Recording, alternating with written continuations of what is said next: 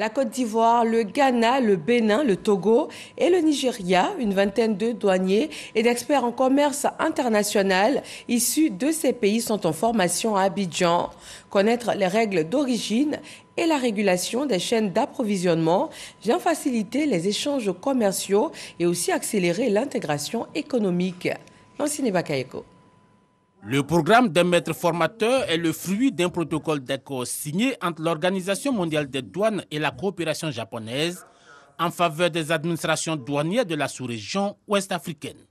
Ce programme de formation vise à développer les capacités opérationnelles de ces administrations douanières, notamment dans des domaines clés comme le classement tarifaire et la gestion des risques.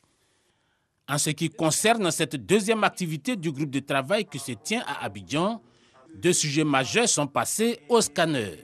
Le premier est celui des règles d'origine, qui est essentiel pour la bonne mise en œuvre de l'accord sur la ZLECAf. Le second concerne les directives pour la continuité des chaînes d'approvisionnement en contexte d'état d'urgence, comme celui lié à la pandémie à Covid-19. Les règles d'origine, appréhendées comme les critères qui déterminent la provenance des marchandises, se révèlent essentielles dans la mise en œuvre des accords préférentiels. D'autant que les droits et les restrictions en vigueur restent fortement tributaires de l'origine des biens importés en vertu de l'accord de libre-échange conclu par les chefs d'État, accord effectif depuis le 1er janvier 2021.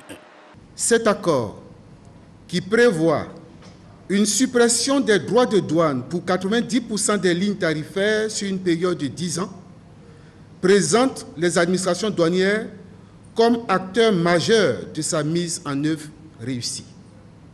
Dès lors, la maîtrise de cet accord, particulièrement le protocole relatif au commerce des marchandises, y compris les règles d'origine applicables, est d'une importance capitale pour les agents des douanes.